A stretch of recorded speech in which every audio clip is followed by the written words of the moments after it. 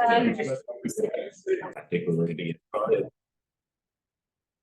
We'll call our September 14th, 2023 board meeting of the Farmington Community Library, the Board of Trustees to order. Welcome, everyone. Glad to see you all here. I was chatting with Chris earlier and I asked her how she was feeling about, the conclusion of summer. She advised me that it had not ended. That's true. It has not. Well, it has by virtue of the temperature. Okay. So School year. yeah, I need the school year, all of that. I need 85, 90 degrees. So yes.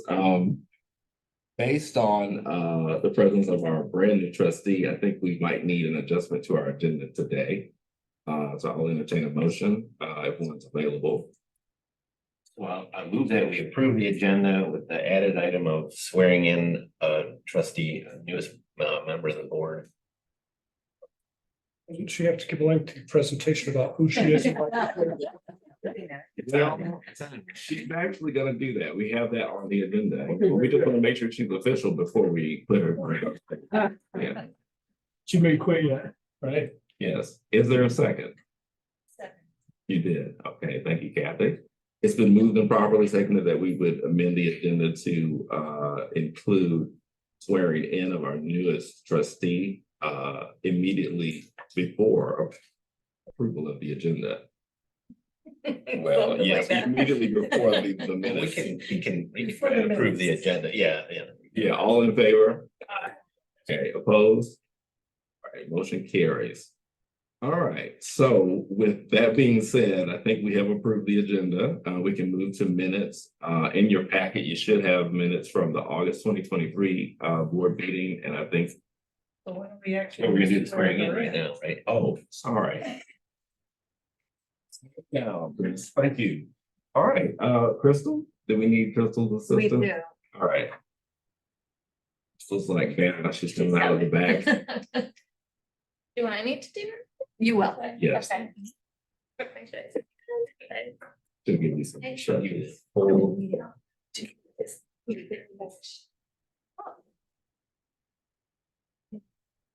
Okay. You can just right, you don't have to stand. Okay. Raise your right hand.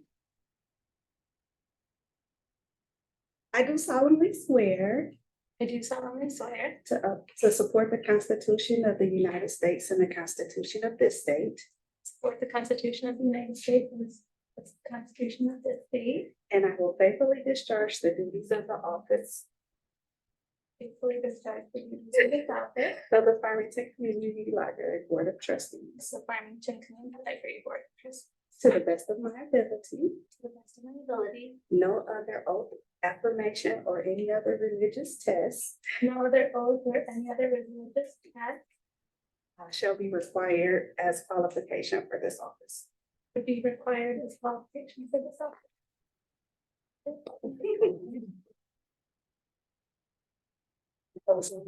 I'm gonna say that's your first step.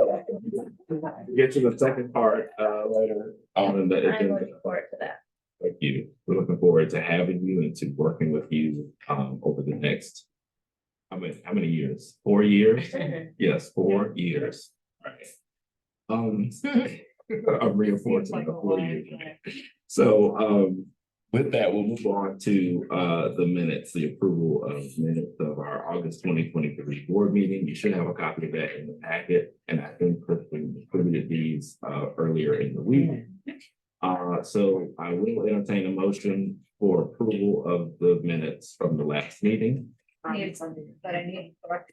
Do I do that before the approval or after? You can approve, but yeah, Okay, but before the approval, but after them. right. So we need the motion to approve. Thank you. So moved. Okay, is there a second? Thank you. It's been moved and properly seconded. Any discussion on the minutes from August 10th? This one's for operating bills you need to add.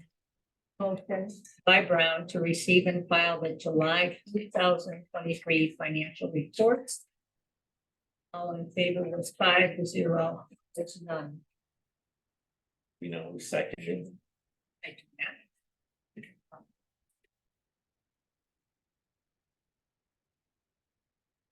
Okay. Any other discussion? Corrections, additions? Missions? Okay. Seeing no further commentary, all those in favor with the one correction noted, please let it be known by saying aye. Aye. Any opposed? Abstain. Thank you.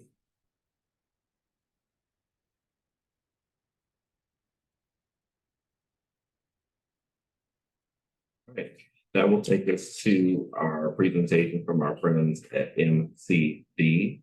They're going to talk to us a little bit about potential master planning activities and kind of the next step from our space utilization planning process. So I'll turn it over to Steve and team.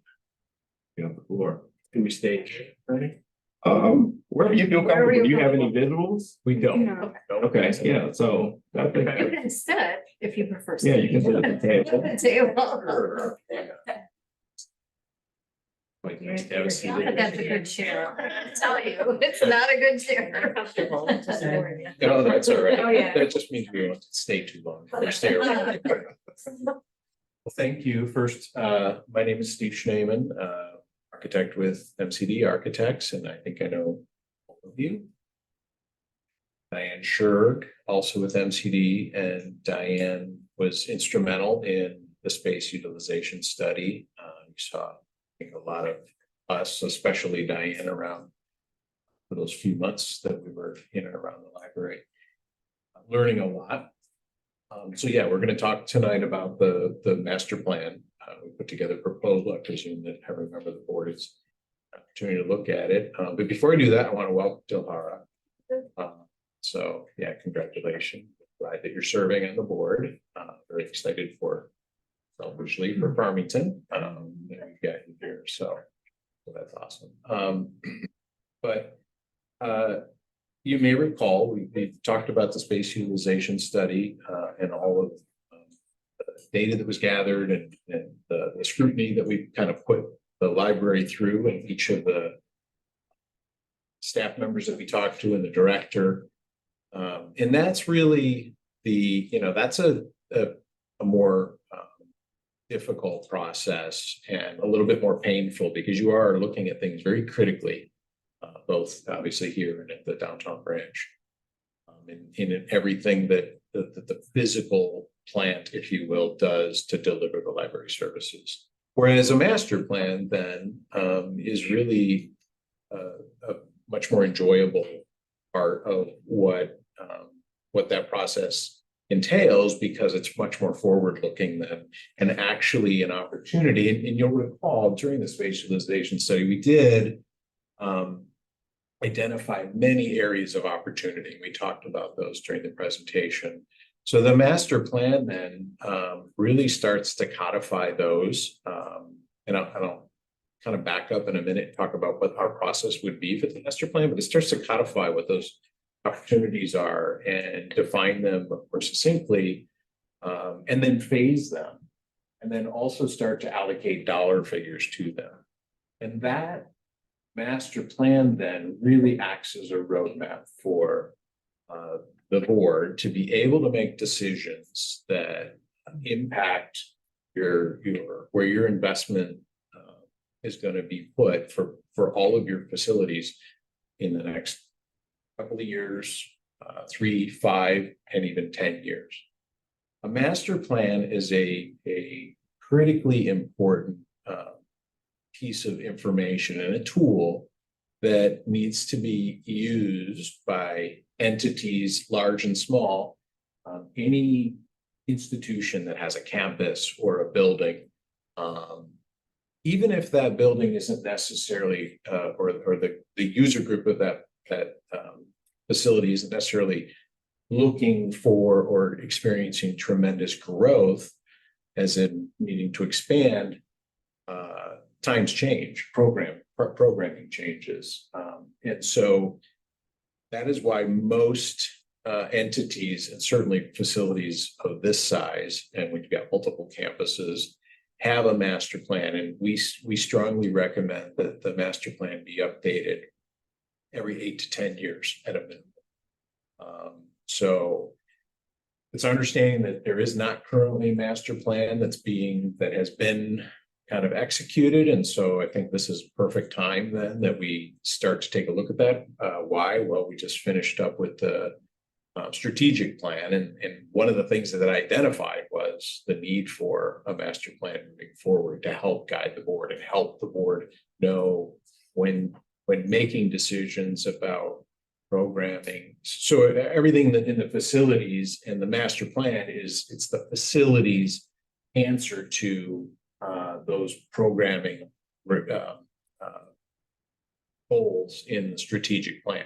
So your facilities need to be able to accommodate and respond to what was identified in the strategic plan. So that's what the master plan really will do. So how do we do that? Well, we have a really good start because frankly, and I mentioned this before, that a lot of what we did in the space utilization study starts to step over the line into thinking about future opportunities and some of the things that we would be doing in a master plan.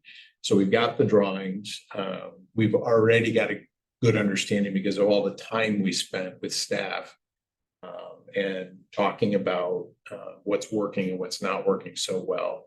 And we have a ton of ideas. And as you know, we got a lot of video and just a lot of data that we're going to be able to use to draw from. But to start the master plan effort in earnest, we really do need to go back actually to each of those constituent groups and staff members and kind of revisit why. Well, it's actually been over a year now, or just about a year for some of that. You know, it was last summer that we were in here having a lot of those conversations, and things change even within a year. So it wouldn't necessarily be as exhaustive as it was with the space utilization study because we already have a lot of that information, but we do need to make sure that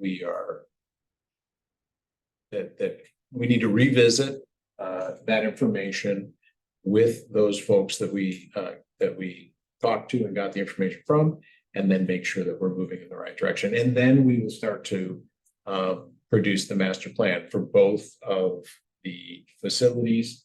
And as I mentioned, that'll include phasing. So we'll look at departments, we'll look at spaces that may be shuffled around, very particular types of spaces that you might need for, say, makerspace. We talked about the children's area. We also did, if you'll recall, we talked about some opportunities for outdoor program areas. So we'll look at those. And then as a group, we'll decide, all right, what's highest priority here? How are we responding to the strategic plan? And then, what's the cost, obviously? So we have to make sure that, we've got a roadmap that's going to really guide this board. And that's a great thing, for a great tool for a board, because it takes so much of the guesswork out of it, how you make decisions, where you're going to invest capital improvements in the facilities. So has a lot of information I just kind of shared there. If you got any questions, or Diane, if there's anything that you think that I didn't cover, you want to. One key element that we were kind of talking about internally would just be the coordination of the master plan between the two campuses, because it's not just one master plan. There are things that exactly. Yeah. So that's going to be a really important part of our process, making sure that we're not overdoing it in one campus, underdoing it at another, that we're really getting that feel for what the actual needs are at each specific library branch, just because they do have their own personalities. We want to respect that.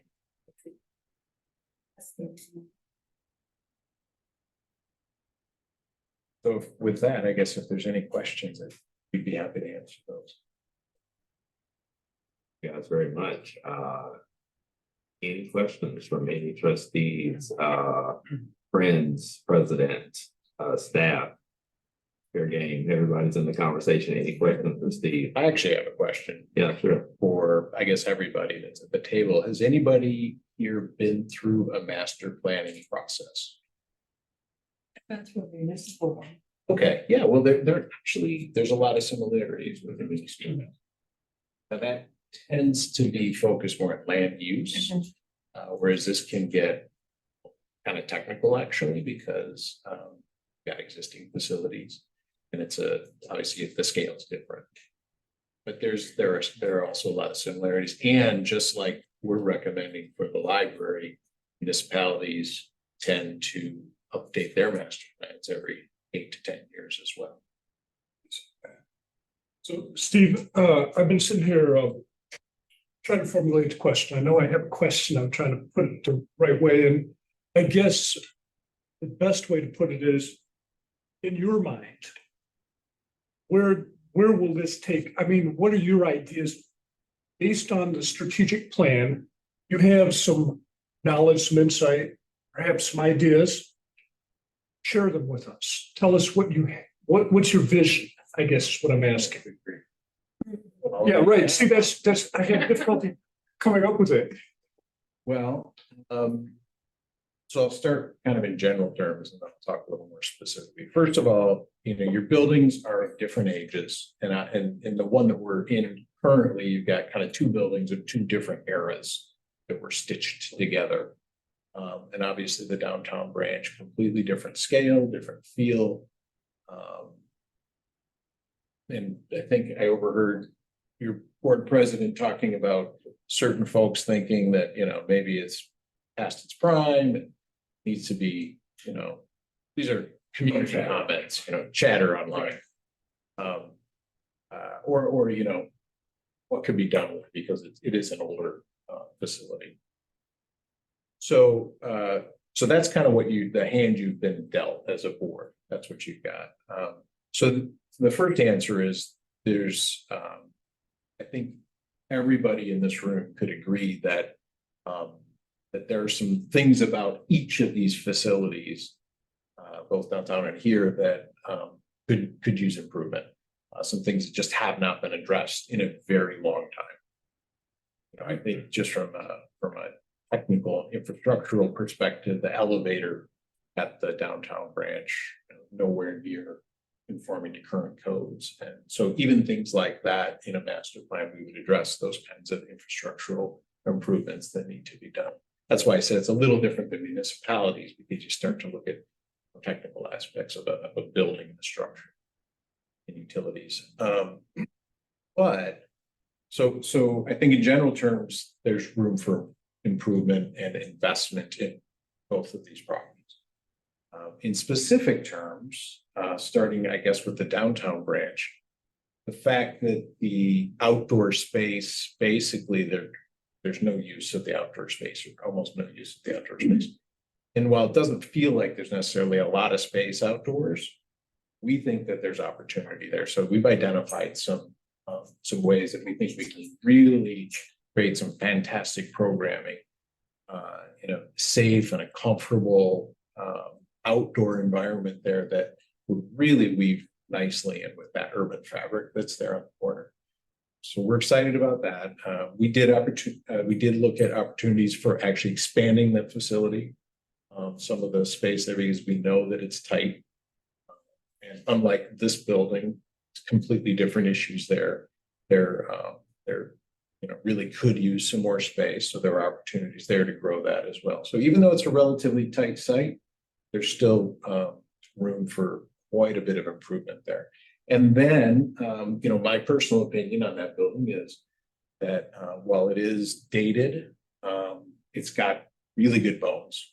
And, from an environmental perspective, the most environmentally friendly building usually is an existing building that you can reuse and, improve, versus demolishing and building new. That tends to be just about have the biggest carbon footprint, if you will, by doing that. So yeah, we would encourage, I'm sure that our findings in the master plan would show that building is certainly worth keeping, but bringing up to date, improving a lot of different aspects of it. And then potentially introducing more program area, both indoors and outdoors, not only for programming, but even for staff and administrative type uses. and then infrastructure. So that's that building. This property, completely different set of conditions and issues that you have to deal with. But again, outdoor space here, really underutilized in our opinion. And you've got a ton of opportunity because you really do have a lot of space here that could be used for all sorts of different kinds of activities. So that's what would be so much fun about the master plan, is dreaming about what those things could be, and then starting to identify them and codify them into drawings and images that get people excited about what those opportunities could be. And then inside of the building, you do have quite a bit of space here, 70-some thousand square feet here, which is the envy of many, many library systems. You probably know that. So we work with a lot of libraries that would die for space like this. They're just so constricted. And so there's a tremendous amount, you have a tremendous amount of, you have a great library, and it's got a great infrastructure. And but some of the spaces, as we identified in the space utilization study, are underutilized, and others are maybe utilized not their highest and best use, let's say.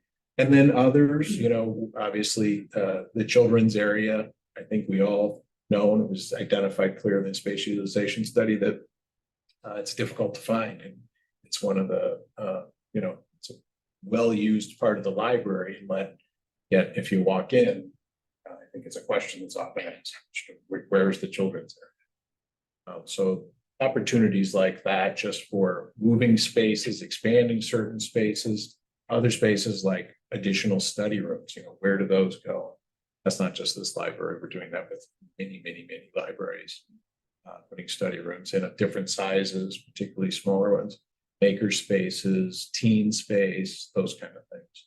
So the master plan would be comprehensive in identifying a lot of those specific opportunities, and then putting a dollar figure to it. So if we're going to do a maker space, where is it? How big is it? What's it outfitted with? Not in detail. I mean, we would spec a laser cutter or 3D printers, but we would allocate a budget number to it that says, this is, you can build this for this much, and allocate, X amount of dollars to outfit it with equipment. And you do that for each one of the master plan components, if you will. And then as a group, again, we phase it. Say, all right, what's highest priority? And then we start to look, is this what we can do next year? Is this what we can do in 3 years? What is the strategic plan telling us as well? What are we hearing from the community? So does that answer the question? Yes. Yes. I mean, we actually have, when we were doing the space utilization study, Bob, we did, you can't help yourself but get into like the dreaming phase, right? Mm-hmm. And talking about when you're walking around, like, this could be this, you get pretty excited about stuff. So the $22,800, that's not going to be showing us any drawings. Oh, no, that'll. It will. Yes. It's everything that's in this here. Well, that's what I thought. Then what are the extra services? I mean, you're gonna need a designer and a CAD operator to do the drawings. Are we paying extra for that out of the 22,000? The extra services, let me just read the language thing. Following services are not included in the proposal, but can be upon written agreement provided for additional fee. And so the following, so I apologize. This is maybe a little confusing. Basically, it says, for services beyond the scope of this proposal, this is what we would charge per hour. But everything that's in the proposal is included in that fee. Anything beyond that scope, like if you said, hey, we would like to do the master plan, and so we do the master plan, but in the middle of it say, you know what, we also need you to design a new dumpster enclosure for us. Okay. Then we could either say, all right, we'll do the dumpster enclosure for X amount of dollars, or if you want to just do it hourly, those are our hourly rates. Okay, so what you're going to be giving us is your vision of what what we will be doing at each branch. Correct. Okay, thank you. Hopefully it's our vision. And with that in mind, Diane, maybe if you could just shine a little bit of light on some of your preliminary thoughts on the system as a whole, right? If that's something that you've thought about, it seems. Do you have anything you'd like to share as far as opportunities that you see there for us?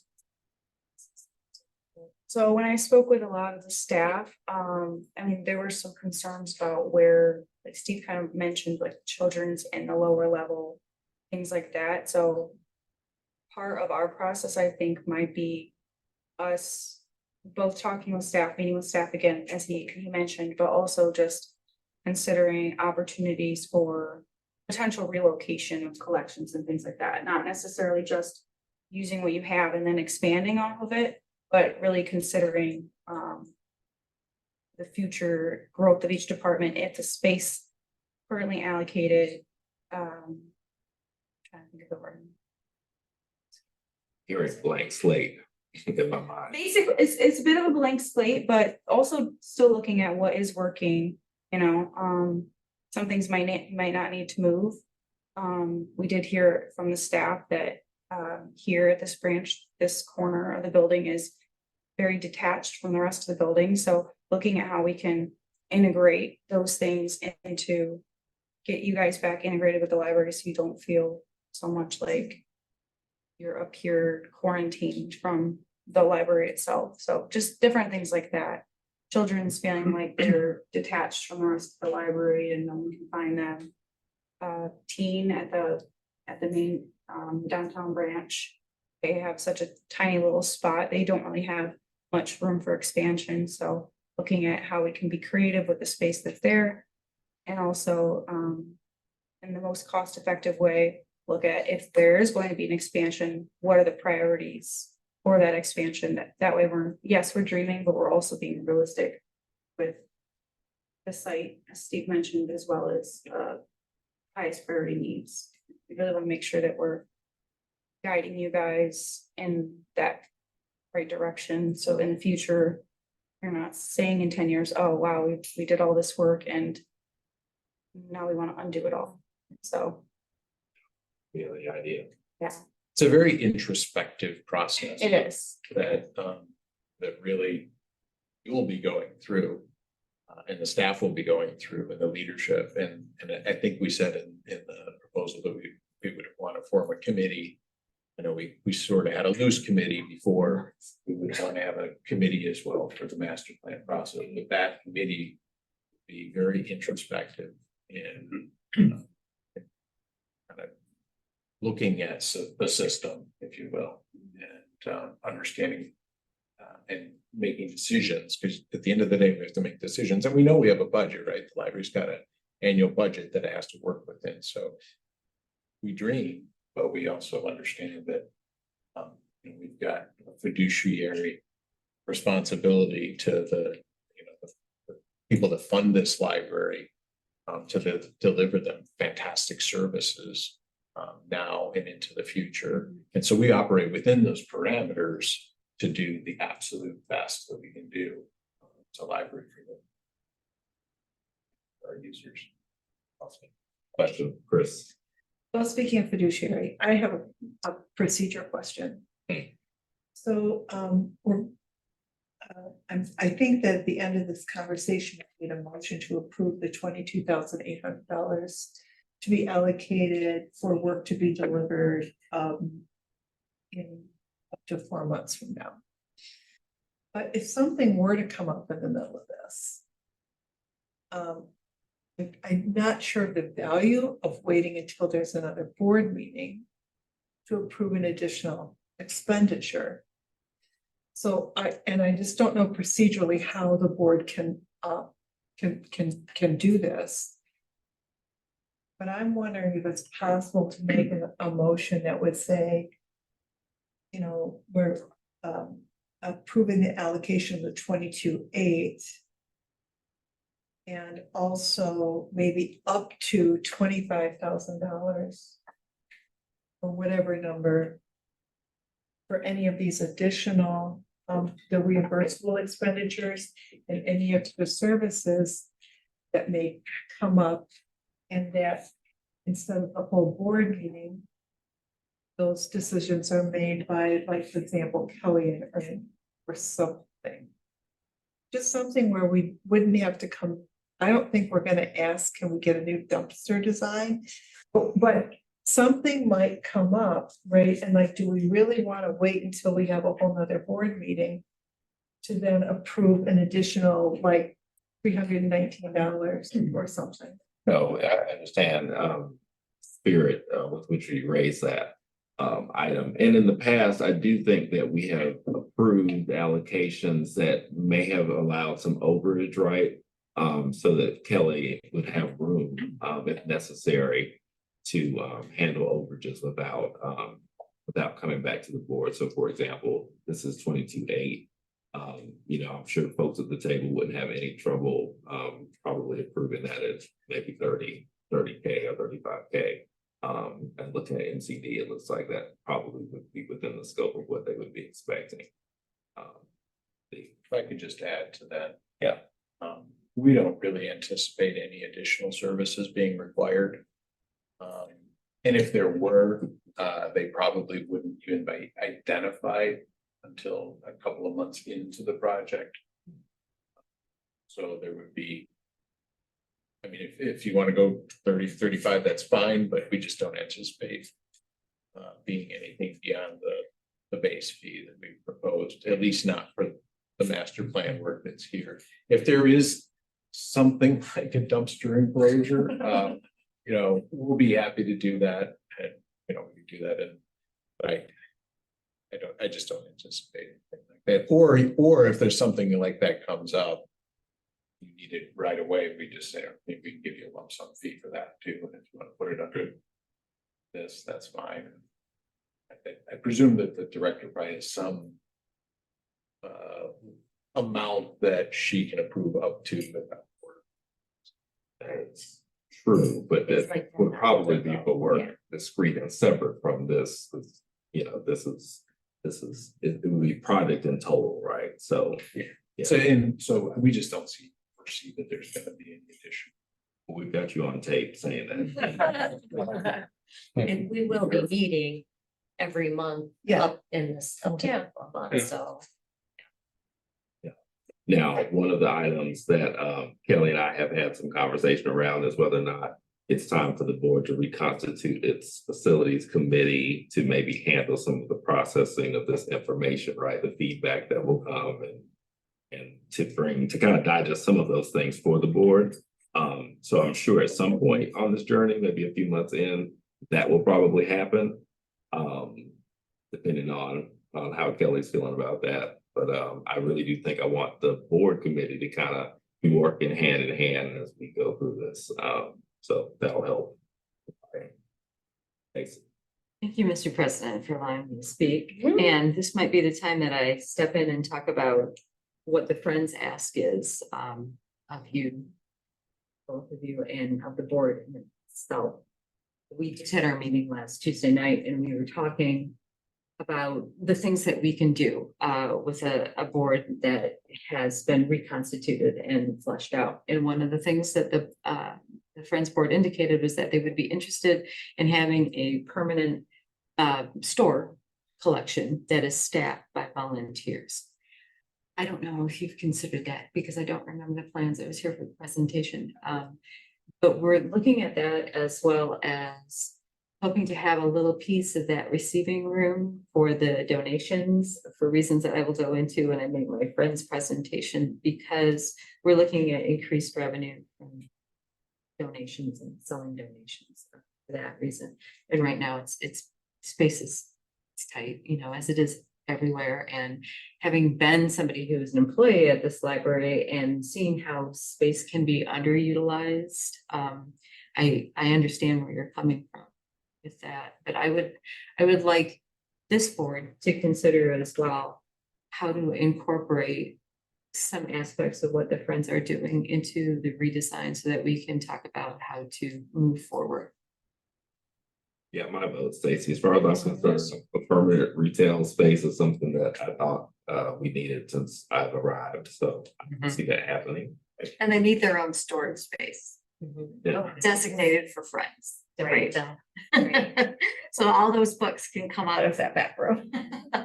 You know, in my vision of that store, even, you know, I know over at the school district, they're talking about high school of the future, right? But maybe students are helping to operate our store too, right? I mean, that's the future and the old, because that's not a new idea.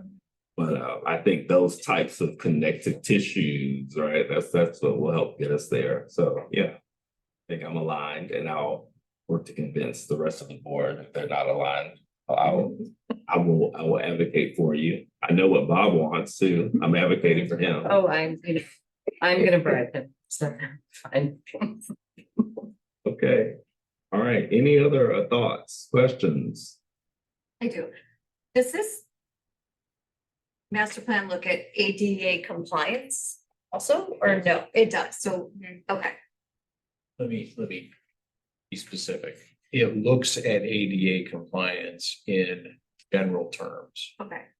We'll identify areas where you are out of compliance. We won't necessarily be proposing specific design solutions to address those, other than to say as part of the master plan that, you know, these areas need to be upgraded to improve accessibility. And maybe we incorporate universal design strategies as a part of whatever that project becomes, because the master plan is really, at the end of the day, I mentioned it's a tool that you use, but it's a tool that identifies projects. So there's gonna be a lot of projects. So you could do some of the projects together. Some might be standalone projects. You may have projects going simultaneously at each of the facilities. That's really what it is. Okay. Any other questions? Any other comments? Yeah, I have a question. Since it's been over a year since a space utilization study, and I heard you say you're gonna go back to the library staff and some other constituent groups. What are the constituent groups? Well, it's staff, leadership. We didn't really have a public outreach component in here. Survey. Like a survey. I guess because we're on the heels of the strategic plan, which did a lot of that already. So that's why it was not included. Now, if we wanted to do public outreach, then maybe that would be a reason to approve a larger amount, because that would change the scope. It would probably also elongate the time for the public outreach. But you know, and I guess we would decide that with the board and library leadership, but we feel that we've had between this space utilization study and then the strategic plan, that we've had quite a bit of public, because there was a lot of public outreach, particularly for the strategic plan, that we used to gather a lot of information. So if we feel that we need to do that again, then we certainly would be able to do that. We've done that for other libraries, for other master plans.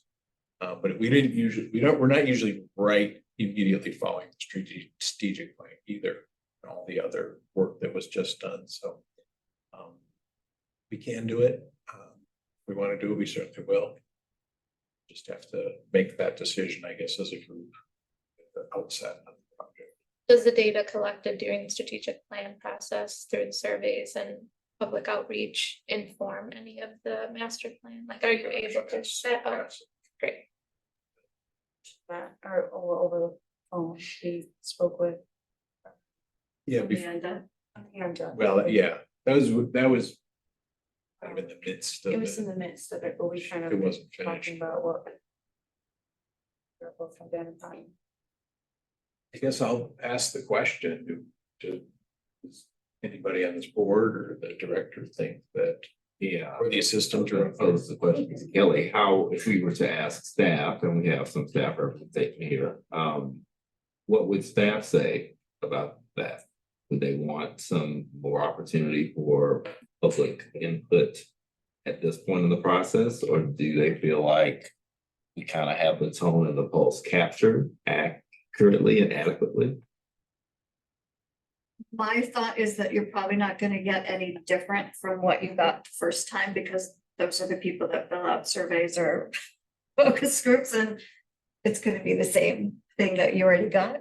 But I would agree. yeah, our response rate was not great. I mean, it was within the scope of what they expected for the strategic plan.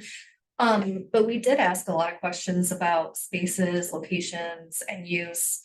And I think anything more, like Kelly said, we wouldn't really get anything more value, really.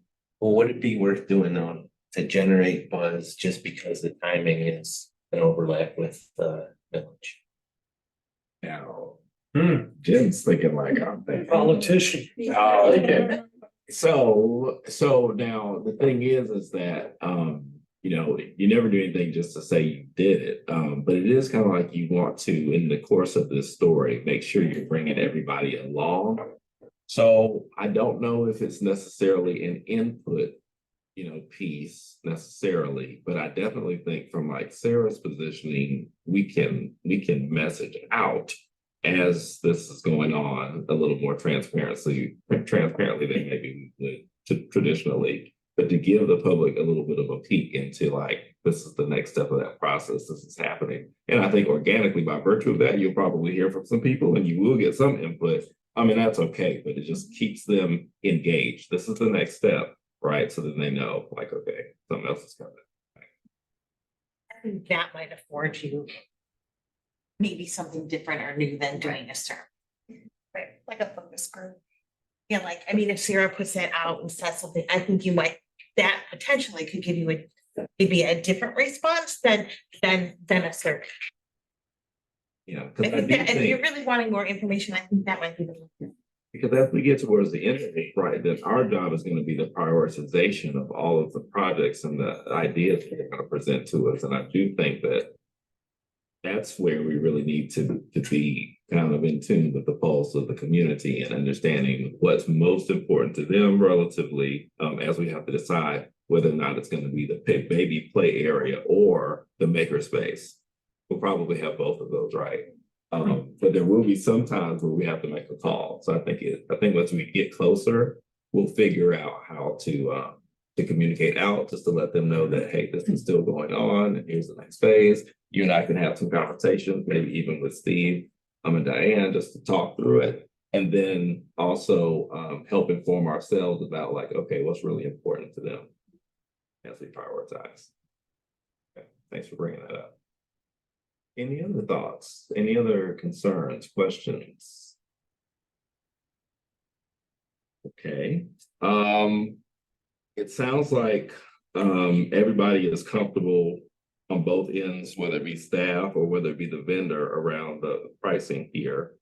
But I certainly don't think I would be opposed to a motion that would allow a little bit more room about how others at the table feel. But I do think we are at a place where we would entertain a motion to approve this work if the board desires, so that Kelly and staff can continue this work with Steve's team. I move that we approve the proposal as budgeted by Mr. Schneeman here, 22,800. Okay, it's been moved and properly seconded that we would approve the proposal from MCD Architects for $22,800. Discussion. Any discussion? Okay, I'll just say we got you on tape, no overruns. Or come back, and we'll talk about it again. How about that? Right. With no further discussion, all those in favor, please let me know by saying aye. Aye. Any opposed? Okay, motion carries. Thank you all very much. Thank you all. You're welcome to stay for the rest of the meeting. Actually, I'm going to Harvest Moon and I hope to see all of you soon. And a great commitment, but no all. Yeah. Bye. All right. That will take us to the treasurer's report. And Kathy, I will turn it over to you. That the board approve the August 2023 operating bills totaling $457,990. $457,997.75. Hey, it's been moved and properly seconded, that we would approve expenditures of $457,997.75. Any discussion?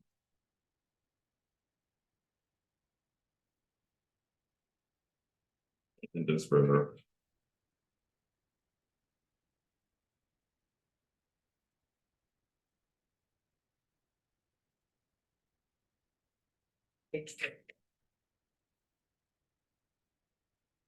That what we're looking for? oh, no, I was just looking at this, looking through the register. Fortunately, the finance committee, Kathy chairs, things, and then I also do approve all of these. Just so you're familiar with them. So by the time I get So do you here, agree with yourself? I have seen them. Yes, so that's why I need to just try to let you guys know. All right, but any questions, any discussion? Just a quick question, Joanne stores, is that like arts and crafts supply? No, that's a database. It's created. We don't, wow. We don't subscribe to it. No, The other they- metro- Yeah. Yeah. That's what arts do. I remember that came up before, but it was like, how much yarn, how much? Yeah. Lot of process.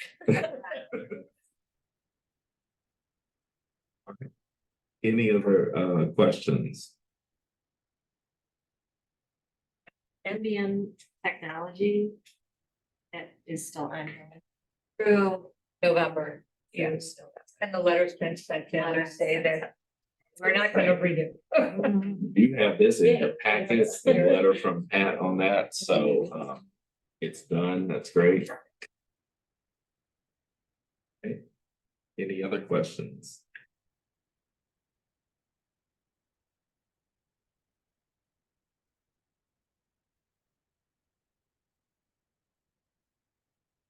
Okay, if not, all those in favor, please let it be known by saying aye.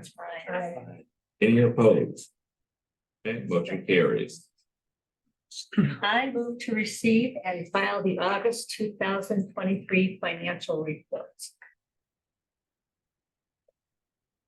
Okay, it's been moved and properly seconded that we will receive and file the August 2023 financial reports. Any discussion? Okay, seeing none, all those in favor, please let it be known by saying aye. Any opposed? Motion carries. Kathy, any other items from the treasurer? I think that's all. So good time. Thank you very much. That will take us to Friends of the Library. Stacy, will turn the floor over to you for an update. So much, Ernie. So Delaware, my name is Stacy Charlevoix. I'm the president of the Friends Board. It's very nice to meet you. Nice to meet you as well. And I've got some presents for some people. President. See, the American Library Association. So, Bob, I went to a presentation from the Association of Bookmobile and Outreach Services. That was hands down the best mini conference that I attended. Here they are. Here is the card of the woman who is buying a new bookmobile for Brown County Library in Wisconsin. They want her to have it, you don't want to deal with it. No, I don't. So, and I have been telling Ernie, who might go himself, and Kelly, I tell you, John, about sending your outreach people to the outreach conference, which is going to be in Hershey, Pennsylvania in October. Close, you can't get it now. See, I told you, and I mean, that's too bad. But maybe that's- No, I saw it and you told me yesterday. Oh, she told us last month. Yeah, she told us last month. Oh, Yeah. Yeah. So anyway, it's a big undertaking, but it can be done. It can be done. The better. conference or the bus? Oh, Okay, for you, Ms. Segrist, I have, and Ms. Baker actually, but I'm gonna give it to Kelly. I have this thing called IQ Platform, which does data analytics based off of your ILS. And this guy, Dave DeGrandchamp, his family owns the blueberry farm in West Olive, just in case you were interested in knowing that. I buy blueberries there every summer. Do you? I do. He was so nice. And then we talked about East Siders because that's where he's from in sports, and blueberries and vacationing on the lake. So this is very interesting because it takes your data analytics and it does what Sarah has been talking about, which is perform a demographic analysis of everything and to look at everything involved in like households, so you can target mailings for specific areas. It's So we very have this interesting. in Gale Analytics. You have this already? Well, no, we have Gale Analytics. Okay, well, you know, if you're interested, and then probably shared for Jillian and Maria is solar viewing glasses. Oh, yes. You have some, don't you have some? so yeah, so there is a partial annular eclipse on October 15th. It's a Saturday. And we're gonna be having an eclipse viewing party both here and at downtown. And we received 1,000 of the viewer glasses. So we're gonna be giving them out, half of them out at this event, because in the spring there's another eclipse. So we're gonna keep the glasses for that too. And we have a speaker who's coming. He's from the Michigan UFO network or whatever, and he's going to talk about celestial events, including eclipses and UFOs on that same day. So we are so excited. But I would take these because I'm going to be working that night, Right? or that day. You and can I'm have not- your own, Yeah, right? it's that day to get. Saturday, October 14th. It starts at 11:45 a.m. and ends at 2:35 p.m. Peak is going to be at like 1. It's not going to be a full eclipse, but as much as we can see from this area. Yeah, the last time it wasn't full, but it looks pretty good. Yeah, last time we had this, we had a really good turnout. We are going to cordon off an area of the parking lot this time. So because people are just kind of standing by the fountain. So yeah, it should be a fun time for everybody. All right, well, that's part one. The second part is, here's what the Friends are doing. We have discussed it and we are transitioning to 2 large book sales a year, in part because of the amount of effort it takes. But also because what we're going to do is during National Friends Week, which starts October 15th, right around the viewing party, we have several events, well, 2 that I know of. The first one is on Monday, October 16th, and you all know about this maybe, is Angeline Boley is coming to present. She is the New York Times bestselling author of Firekeeper's Daughter and now Warrior Girl on Earth, which if you traveled via airplane through DTW this summer, you saw it in the bookstore. That's how big she is. So I get to be on these email chains about what's happening. Registration in person is currently full with a wait list. The event takes place in more than a month from now. So in the works We need a new location. is a new location, We need to move that even. God willing, at the Hawk, which is a 700-seater auditorium. So Sarah is in talks with somebody from the city on that.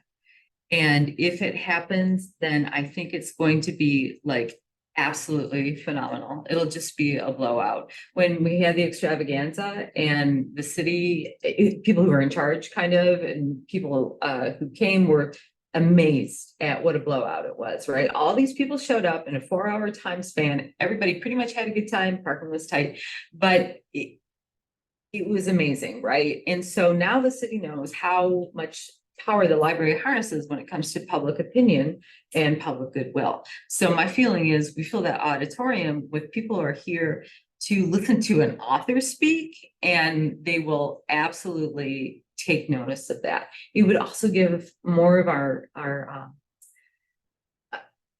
people a chance to come and hear Miss Boley in person, which is really great, because if they can't come in person, they're going to have to hear her on Zoom. up to 3,000 registrants, right? So we're super excited about that. So that's going to be the kickoff.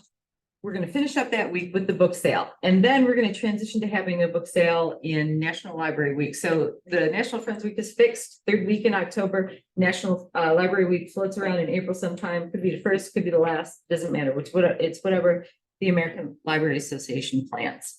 So that's what we're very excited about. Now, at the board meeting, and I do want to know whose friend is LaDonte Riley who wants to be on the board. Anybody? No? Okay. That might be mine. I think that there was a couple, there was a couple in the area Chris was working in, that came in, and so we were talking to them there. Okay. Yes, Do you I remember that. Yes, I do actually. Well, and I'll tell you why. Are you sure? I actually, yeah, I know him and his lovely lady, and I was just surprised to see them at the gala. You know, I was just kind of shocked to see them there. Yeah. If you get a chance to get a hold of him, I texted him, Okay. but it's from my husband's number and it just looks kind of weird in my estimation. So I might call him from the library phone tonight. Sounds like fine. Okay. Cool. So, All right. So we are rebuilding the board. And so this means vision, and it's been very interesting to watch the board come around to an idea of what needs to happen because things are different. We live in a different world. One of the trajectories for a friends group that can happen is to have it become a foundation, which changes the character of the friends group completely. And at that point tends to split into a friends group and a foundation. Foundation is generally run by somebody who has a paid position, paid through the friends group, not necessarily by the library, although there is some overlap with those. We don't think we're there yet, but I do want to give you some numbers. So I just went to the second Saturday sale at the Bloomfield Township Public Library this past Saturday. It's very fun. They have the run in the basement. And I looked at their annual report because I was thinking like comparable cities, right? Rochester Hills has a very good friends group as well. Bloomfield, but I don't go to Rochester Hills because I'm not driving them. Bloomfield Township revenue last year from their library shop / second Saturday sales. The library shop is open all the time, and the second Saturday sales run once a month throughout the course of the year. I teach a class this morning. I'm just going to drive ever since. Okay, is a little over $80,000. That's their book sale. Comparably with our permanent book sales at both locations, as well as the sales that we do throughout the year, which have been really great, like record breaking. We're hitting about 30,000. Okay, so we put a lot of effort in. The bulk of our funding comes from memberships. Their membership funding last year was slightly under $12,000, $11,970. Our membership funding, first of all, we have in the bank as of last Friday, $143,847. We had, and these, I can absolutely send you the treasurer's reports. It's going to change so that you can see what funding looks like. The library presented their annual ask at the meeting. We'll look at it and vote on it in October, probably. And the ask is about $112,000, maybe a little bit more than that and some change. Okay. So in terms of what they have in the bank, their balance as of March 31st was 134.6. So even though we're looking at about a 6-month difference, it tends to be fairly stable over the course of time, right? When we did the citywide, the lapsed membership mailing this past year, looking at people who had contributed in the past and hadn't for a while, in part it was to clean up our roles and to see who had moved and et cetera, right? We had donations, there's still trickling in a little, and I think that Ashley calculated them at 24,000, which is not bad, right? These are people who had given in the past. We had a couple of big gifts, 1,000, 2,500, and a bigger gift of 4,550. Those are in thousands, not dollars, right? And so with those in mind, the annual or the average give per person was about $57, which is more than double what an individual membership is. What we're looking at this is as a basis for millage, to have a block of voters who are sympathetic to the library and who can do outreach to their friends who, live in the area and will vote during the millage, so that we can really harness the power of our membership, which is quite big in comparison, for example, to Bloomfield Township. So I wanted to give you those numbers so that you can see what we're looking at. We also have an endowment account that we've authorized as of a motion of last year. I think it was in late 2022, maybe early 23, for millage expenses for any upcoming millages. But we have an endowment that we would draw from that would be separate from the membership donations and the book sale revenue, even though the book sale revenue could probably cover it. And so what I'm trying to do, and I think the board is sympathetic to it, is reconstituting the boards. So we have a board that has roles, kind of like you all do when you have committee roles, and has committees, so that we can be more effective with what we do. Because currently I'm in charge of the book sale, and I have effectively 2 full-time jobs, and it's, it tends to get a little tiring, and I really need to get that off my plate. I wanted to get this library docent program up and running so they could be like living directional wayfinders in the library, and it didn't happen this summer. And so I've got to talk to Crystal about that and have her help me get that together. So that it's a lot of work, right? But I do it out of love for the library. So anyway, all that is to say that we have actually a stunningly strong Friends base, and the head needs a little work. So we're going to be basically advertising for board members. We need to fill at least 5 positions, which is where Yaman Laganti comes in. Yes, we have a few people that I've got to send to you. Right. Came through our process with the personnel committee. Oh, fantastic. And both of these individuals are people who I think would be great for the Friends Board, and saw one of them this week. Yeah, and asked me about it. So Yeah. I'll send you those names. I was kind of trying to wait until we got the other appointment done officially, but I'll go ahead and send you the name so you can reach out. Absolutely. If they're going to be disappointed with the library board, then maybe they can get a little traction with the Friends Board. Yeah, absolutely, because we need the help, and we need all hands on deck as we roll into the village. So very definitely.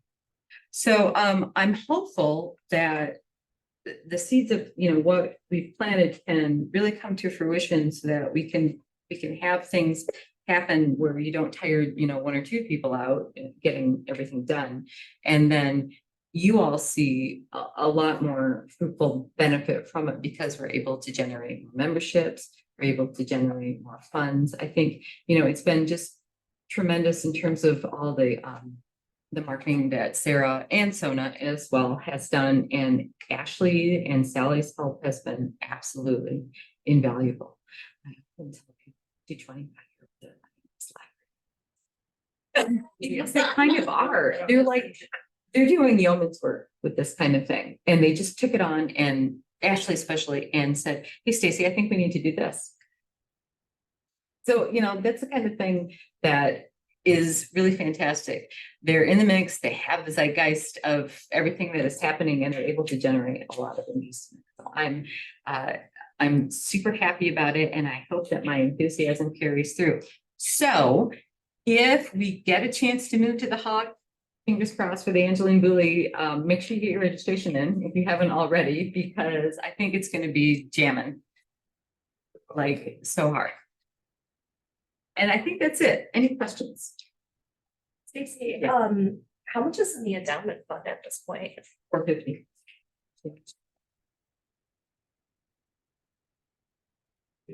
It's basic.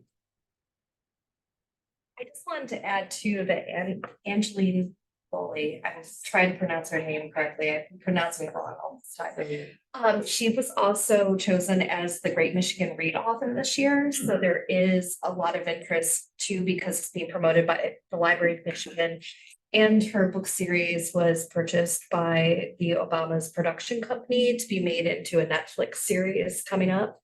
With writer's strike, I don't know when that will happen, but so there is a ton of buzz. So we are very excited to have her. And I do hope the book works out because that would be amazing. It would be stunning. And most of the thanks go to Jillian and Rebecca Brown, because Rebecca came to the Friends Board last November with a pitch to have Angela and Bowley.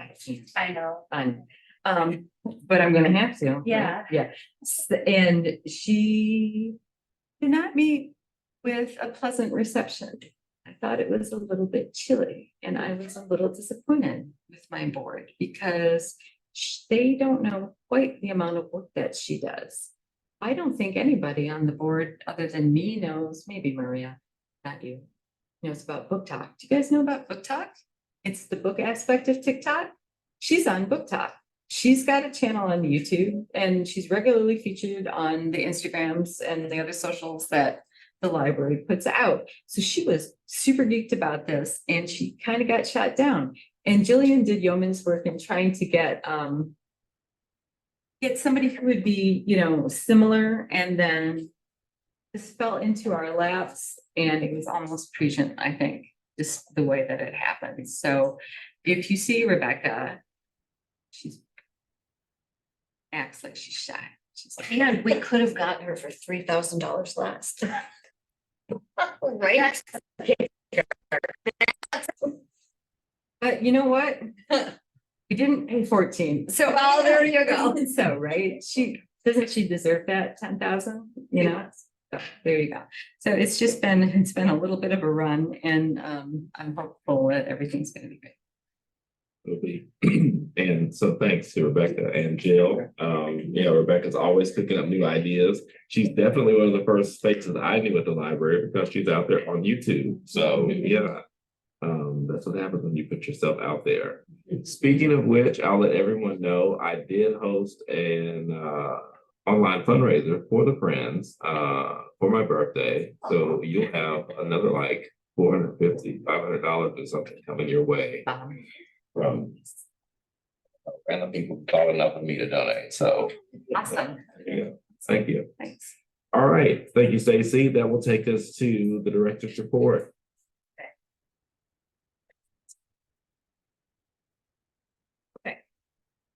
I just want to point out that we did receive that grant for $23,787. It's from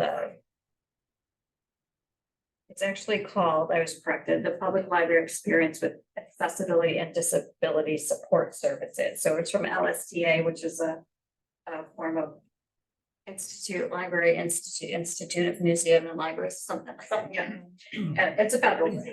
And so Anna and Sherry will be working, finding things and taking them to the assisted living centers for them to know that we have them, to put it out that way. So that was great. I want to talk about the actuarial valuation. We just have it in draft form. But we are 353% over. What's required. Right, so we're well funded in that. So, and that's because we lowered the healthcare for the retirees past year. So, Matt Moran has suggested, and Sally is looking into it because we don't know, that we look at the possibility of start paying for that through the trust itself. Because you have that money just sitting there. Mm-hmm. And so we're trying to figure out right now what the MERS trust is, what the parameters of that. Can you use that money to pay the premiums instead of taking out of our budget? So we're looking at that right now. I had that on a list of things to ask you about. I noticed the funding level last year, we were pretty well overfunded even last year. Yes. So. It just because of that healthcare costs going down so much, it was, I think last year it was like 159% funded, and this year it's 352% funded. So it jumped so much just because we Can you tell us the actual number? Yes. So $1,1,742,301. Yes, Can you repeat that? and so, $1,742,301. That's a lot of money. yes. It's all because we lowered the healthcare costs. True. So, but you can only use it for that, so that's why they're suggesting you start paying the premiums. You know, no, healthcare is gonna continue to go up, right? So, I mean, you don't want to spend it all the way down, but you want to, But we may take a hybrid approach with some reduced premium. Contributions and leverage some of the fund that's there, and I do think that fund balance earned to interest also. it does. So it continues to accumulate, so that will be part of the calculation too. So Right. keep the finance committee up to date on that. Yeah, Because I think that kind of figures into all of this conversation around foundation, the endowment, just our financial strategy in general, which is something the committee is working. So anyway, so That's we'll good. keep you so that as soon as we find out from MERS if we can actually do that. Oops.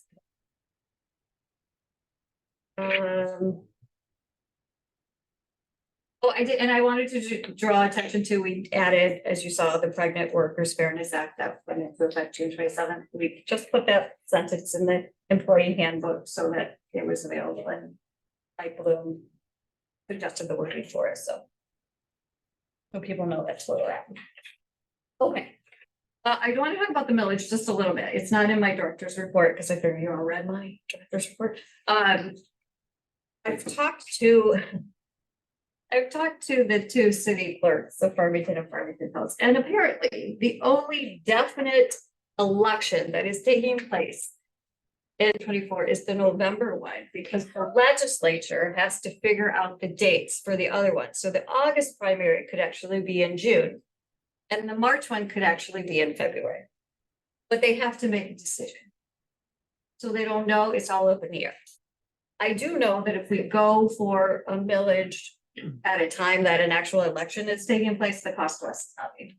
So they will let us know as soon as the Michigan legislature does something. Where is our millage money? So the millage that we are going for is assessed in July.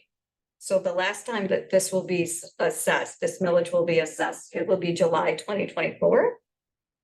And then it won't be assessed again until July 2025. The other millage that we have is in December. which that was a question I had too, just based on the ballot language. I just want to make sure that we're aligned on the dates. So question, so we have options of when to set that election, or the village proposal? Is that? You do and you don't. So the problem is you have to have the numbers from the L4029. And that doesn't come out until mid-April, and you have to put in the ballot language. The impact to the voter. Yeah, The yes, cost and impact. so it's the deadline to go for the August primary, if it were to be in August, is before the L4029 comes out. So technically, you're just in the November. So I have a follow-up question, which is actually the point. Do you have an opinion as to whether we would see more favorable results at one election or the other? And the reason for that is because people who are interested come out to the elections that are not the main election, and then you get the general public who may not be as favorably disposed as people who have a special interest in seeing approval. And an earlier separate election, they'll come out for that. Right. Whereas people will stay home, but if everybody's pulling the lever for president, you get more pluses and minuses one way or another. I don't know.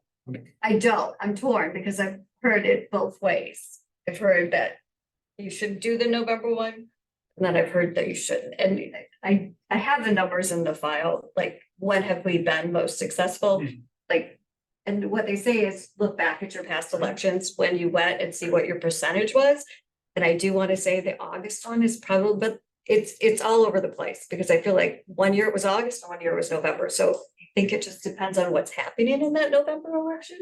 This happens to be a big one. What is the cost of if we file in August? I mean, if we go for August. There would be no cost to us because that's a primary. No. Oh, if we went on our own? Yeah. So the last election that we had to pay for when we did that was like $20,000. Oh. I don't know what it is now, but that was. And that wasn't in August when, what, do you know? We went in May. Special It election. was a special Yeah. election.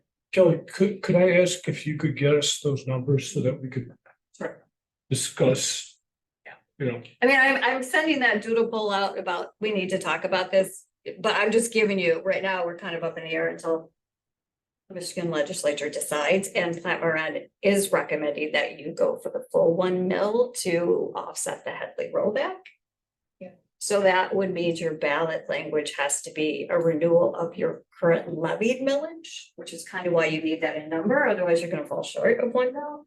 And then it has to be, but as language as as an increase of the remainder. How much does what is it, brownfield, Redevelopment. yeah, there's two things that take money out of our. Yeah. Yeah. I have them in the office, I don't know where else. But you said that the L4029, Doesn't come out until end of April, beginning of May. so that would make an August It's like, very difficult. yes, it would. It's gonna have to be November. Yeah. Every time we kind of talk through this, that seems to be where we land. I do think it'd be interesting. The historical data is always interesting to Yes. see. And I think what we've been working to do is to make sure we've got a favorable reception in either event, quite frankly. And I think we're on target for that. So, yeah. So Anyway, I think further, that's I a just good wanted you to know, update, this is what I'm finding I out as I appreciate go you through giving that, that. because we have another question. We do, and like I said, we need to get together and to decide exactly what, because January, we should hit the ground running, because part of it's gonna be friends. We gotta figure out who's a treasurer. You need 3 people on the board, you need to have Stacy. I have a question, Kelly, and I don't know who would do this, maybe Jill. Who has the data about statewide success in? it's out, you can go online, Library of Michigan, Oh, Library of Michigan. Yeah. it's on their website. Thank you. And are we gonna contact every library? That helps with. We can. Well, that's what we'll decide. Because it's free. Yeah.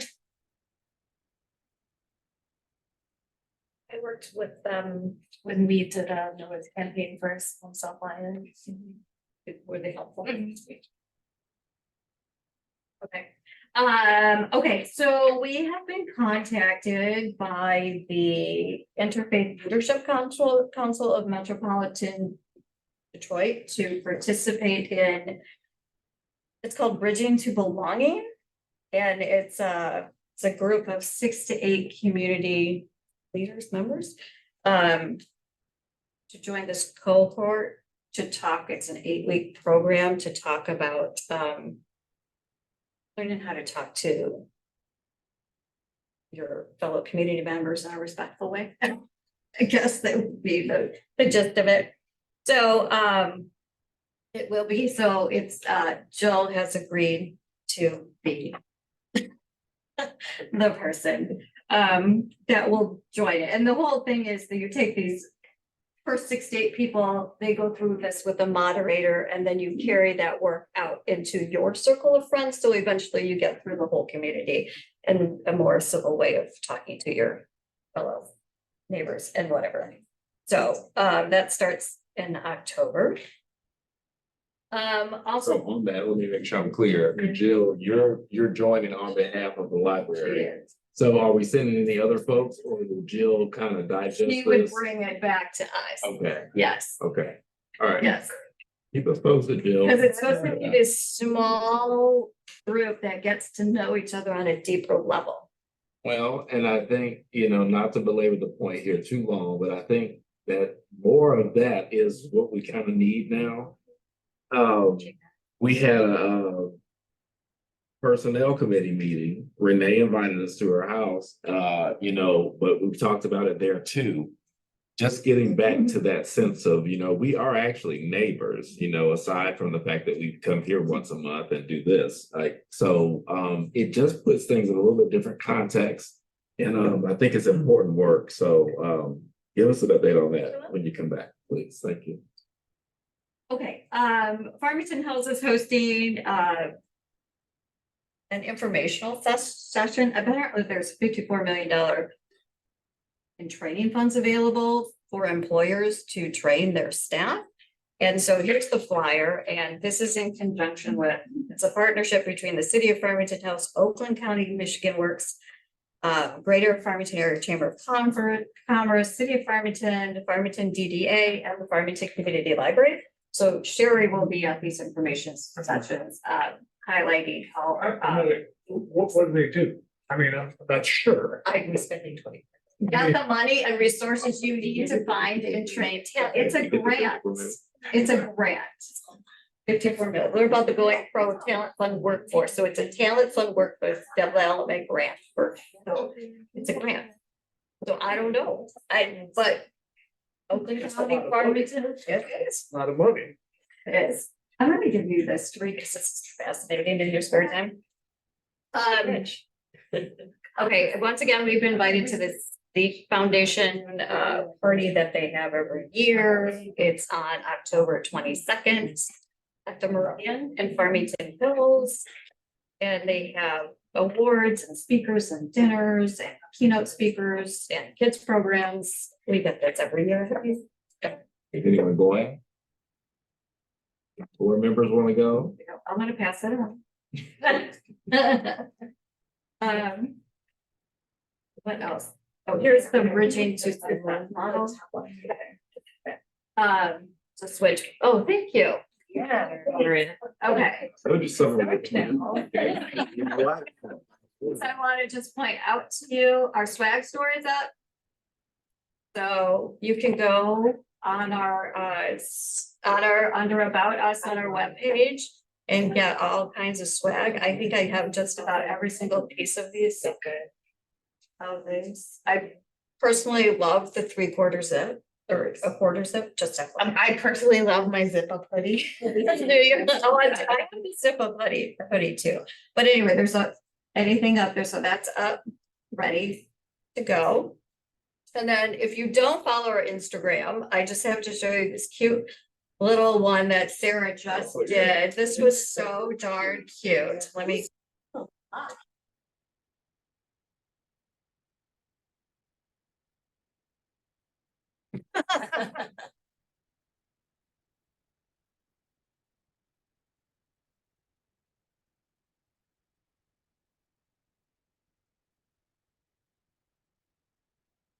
You sort of. That's really adorable. That is the cute. So, yeah, she does it great. And we just, going back to staffing for a little bit, as you know, Donald left us. So Jill and Maria and Can I just say, did I miss that in August or like, I is there sent more to an this? email. 30 times? Did I send an email? You probably did. Okay. Yeah, so Donald. Yeah, I probably skimmed right over it. Check with that. Yeah. I didn't want to hear it. So Jill probably has the most knowledge of this building because she went around, so she does know how to do heating and cooling, so that's a plus. Took me on the roof before he left. Went on the roof. So yeah, Oh, we posted the job. yes, we have posted. It closes on Friday. Oh, yeah, there's a few. It's hard to say, but there's a few. He's hard to replace. He is, yeah. He was one of a kind. Yeah, he had a lot of knowledge, so we'll Yeah, see. seriously. Is he helping with David Weeks? I hope. He said he would, but we'll see, his time. Where did he go? So he's with Wayne County. say he's gonna help us out with wrapping up some projects like the fire door, the outside pickup boxes, so he's still invested. What's happening with the material management system? Oh, it's still on, we have a schedule, it's still on track. Does he still get email through the library? He does. Okay. I did suggest that I slap an injunction on it.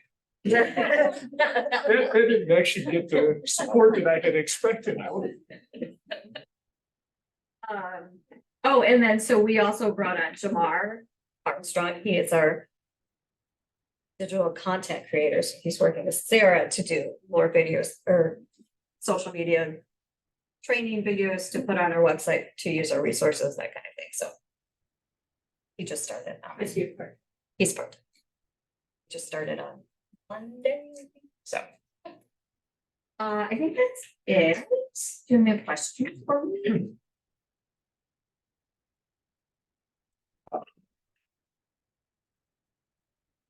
Emma does not get it, yeah. I didn't know that either. Do you need to find, she said no. Yeah. Yeah, I think no questions for me, Kelly, but I would echo everyone's commentary around Donald. I was that was a shocking note to get. I don't think I ever responded to it because I was just kind of like, I had more questions than answers, so I just left it there, right? But I think his dedication, the commitment, the ownership, that I think he took of the organization and these facilities and the team was certainly what was needed for the time. And Emma, I can't say that about Emma as well. I personally, I know when I joined the board, Emma was very welcoming to me. And I know that a lot of people in the community feel that way about her. I was recently at a school board meeting and someone talked to me about the fact that Emma had been removed from their book club group and they were unhappy about it. They wanted Emma back.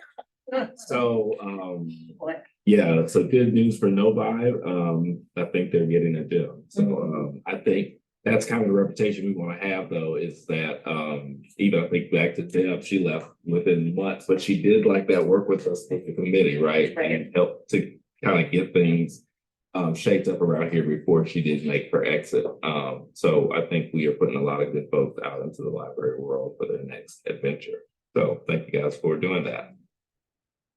All right, that will take us to, we have a couple of staff presentations. We have our new assistant director, Jill Baker, and she's going to give us an introduction and tell us a little bit about herself. Oh, Did you know that, Jill? No.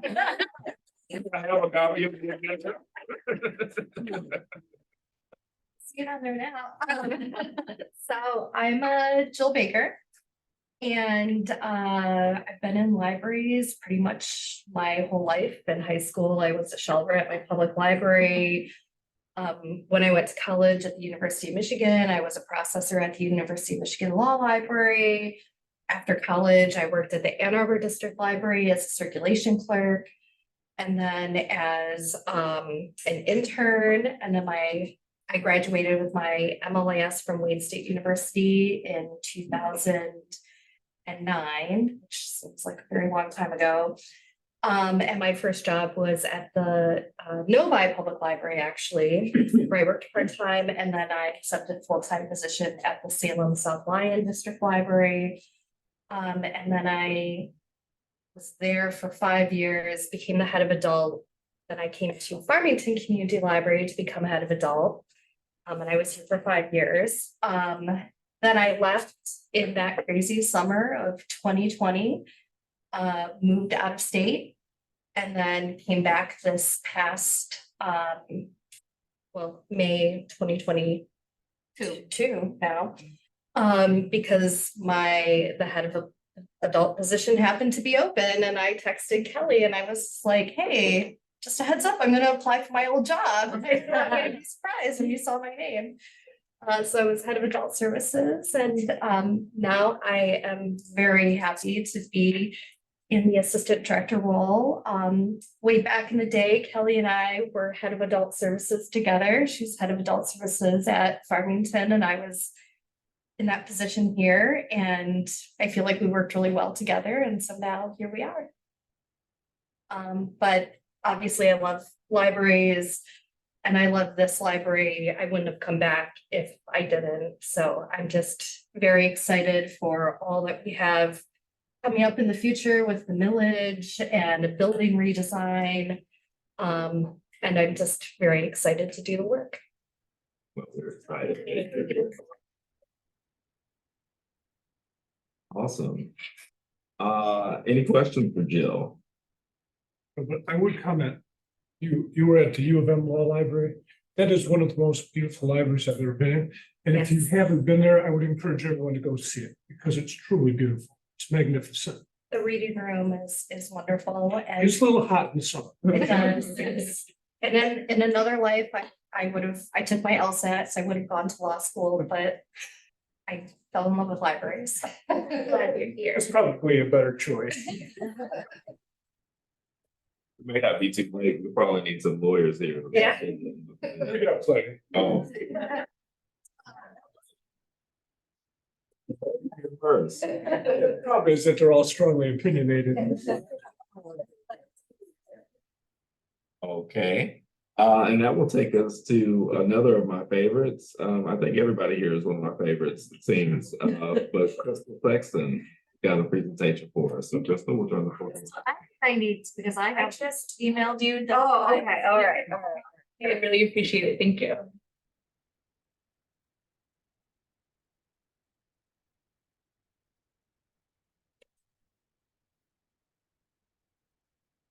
Get away from her, I guess, or something, I don't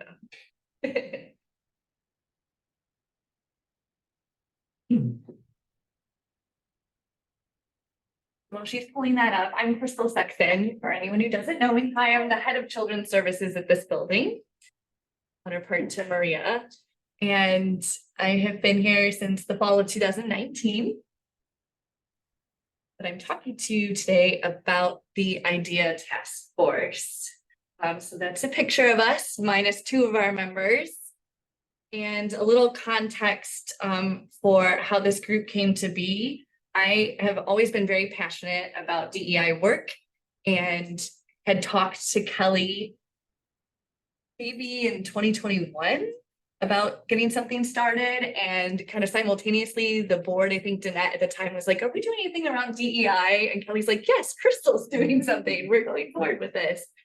So with the board support, I wanted to start with getting kind of a foundation of training for all staff. And we brought in Jocelyn Giagrande last December for a training on bias, unconscious bias. And I think Kathy, you attended that, right?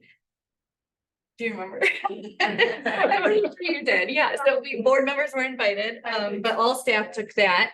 And then after that, I kind of had a sense of that there was enough interest to start kind of like a work group, a committee around DEI.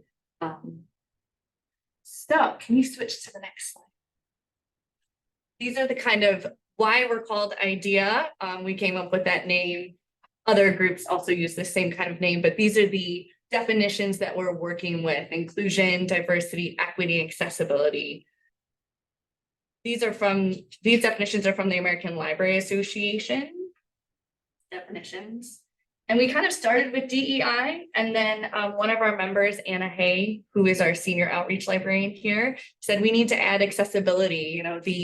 There's so much overlap in the problems faced by marginalized communities, and we wanted to make sure we had broad focus, both internally and externally. So this is kind of what we're working with.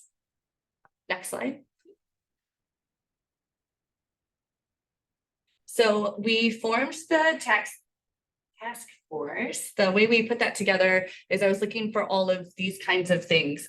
Jocelyn we hired her also as a consultant to make sure, as I set up this group, that it was done appropriately, and kind of just thinking about how we can be most successful. So not only someone with a diverse background, but also what are the skills and experiences we need to get the work done that we're going to be doing.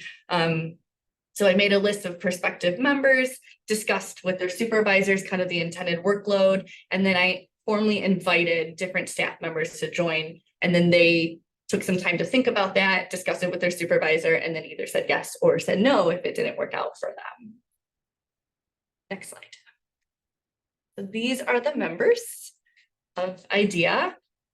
You can see, so Karen up at the top left was until very recently part of the circulation department, but now she's in adult services. She's also a member of the Jewish community. And Nita is in acquisitions and speaks many languages and has traveled extensively. There's me. And then Sharon, enough said. Sharon is in our IT department, also multilingual. And Lisa Lesh Van Stone is in my department, the Children's Services Librarian, but she's also our Disability Support Librarian and is neurodiverse. And Rebecca is our teen librarian. We were just singing her praises earlier. And she's also at FA, so we have the other building represented, as is Farron. And Anna, I mentioned before, really brings, Anna and Lisa both bring the accessibility piece to our group. And then Stacy will be joining us in October, and she is in the circulation department and also very committed to this work. So kind of as many departments and representation from both buildings as possible. The only departments we don't have represented are admin and facilities. So next slide, please. This is kind of our timeline that we've been working with. We started, I started inviting folks in February.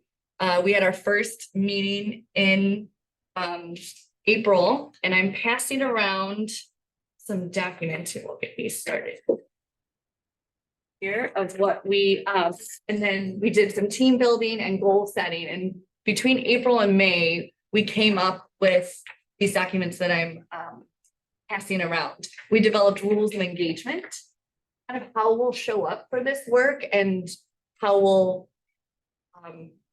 work with each other around these difficult topics. These conversations can be fraught. So we set up kind of rules for just being a team and how we'll be in the space together that we're all gonna agree to abide by. And then we establish our scope of work and domain, which I'll get into more in the next slides.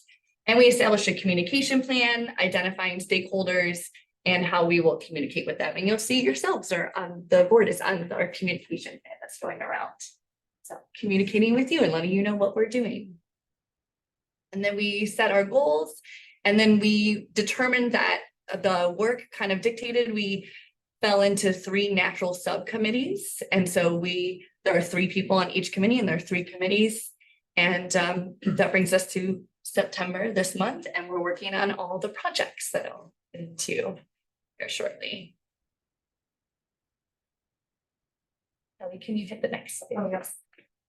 Okay. So kind of what we do, we review documents and policies for inclusive language. We can make recommendations to the MAC team, to Kelly and Jill about updating it. If there's a policy you need to approve or needs to be reworked to be more inclusive, we can make that recommendation to Kelly that she can bring before you. We suggest inclusive programming ideas to departments. And I will say that FCL already has a great history and continues to continue that tradition of cultural programming with the MLK Day and the Asian American Pacific Islander Heritage Month celebration.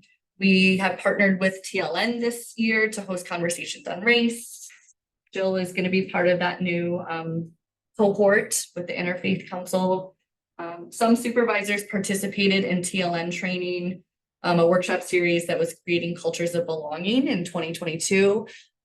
So we already kind of have a precedent for doing some of these things, and now we're just going to coalesce and have more intentional design around those things, both internally and externally. We create book lists for Heritage and Pride months. So you'll see the Black Brilliance book list or for Black History Month, Disability Pride book list we had this summer, etc. Next one. Yep, the next one, Hispanic Heritage Month is coming out. We model a DEIA first approach at the workplace for our colleagues. We recommend trainings for staff, and we provide a monthly tip to, or like awareness to staff internally.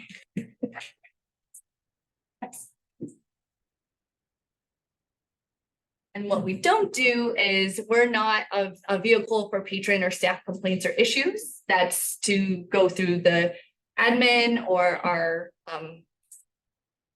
all voice, is it all voice? Yes, feedback system, or, you know, through the proper appropriate channels with your supervisor.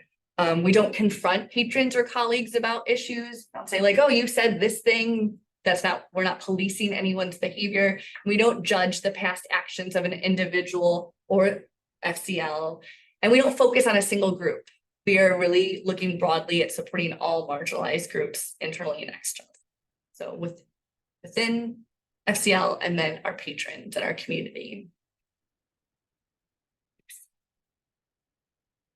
So these are kind of the goals that we set out to look at. We want to explore adding programming around Diwali and Hispanic Heritage Month next year and disability support. We wanted to add a book list for Indigenous Heritage Month in November. Our IT department just got some new tablets, and so we are working with them. That's where it's great having Sharon on our task force, because she's in the IT department, to make sure tablets make it to public desks, and they have Google Translate, that app preloaded on there to help facilitate communication. We'd like to bring Jocelyn Giangrande back for more staff training, exploring some other training options. We want to communicate these related topics to staff, and we want to build a directory of multilingual staff to also better support patron interactions. Next. So we, as I said before, we did the staff workshop with Jocelyn back in December 2022, and I'll just pass around this little handout. This was from in December. It was a workshop called If You're Human, You're Biased. And post-training surveys that I conducted indicated that staff really liked the presenter and her content, and everyone found it pretty beneficial. So IDEA is recommending that we bring her back for a part 2 of this. You're biased, now what? And this workshop would take participants on a deeper dive into understanding our biases, how they're triggered, and strategies to manage, minimize, and mitigate their impact. So that's what we're looking to do. IDEA will be working with Jill as assistant director to kind of get staff scheduled to attend one of the workshops with her in person next coming months. Next slide, please. So these are the 3 subcommittees that we kind of naturally fell into. The training committee, we identified that we'd like to bring Jocelyn back. We're working on creating an American Sign Language phrase video of kind of commonly encountered, or what are phrases that we say at the public desk? You know, here are the bathrooms. What does it mean to be fine free, checkout dates, that kind of thing. And we're gonna, hopefully, the plan is to hire someone that we have already identified and have worked with that knows ASL to make a custom video for staff to have access to just kind of be able to say those basic common phrases that we say all the time at the reference desk or the circulation desk. And we're researching trainings on working with neurodiverse colleagues. One of the trainings that we're all going to take on IDEA is part of the Niche Academy, the Ryan Dowd working with the homeless trainings that Kelly just secured for the whole organization. One of the trainings on offer webinars is prejudice, how to respond to prejudicial comments from customers. And IDEA identified that we all want to take that so we can support our colleagues. And that's the training we're going to take as one of our required staff organization-wide trainings. The event subcommittee is looking to establish community partners for Diwali and Hispanic Heritage Month for next year. And this year they're recommending books to use in story times for children, staff, and ideas for passive program displays and adult and teen services. And then the tool subcommittee, that's a catch-all. They're the ones who make the book lists.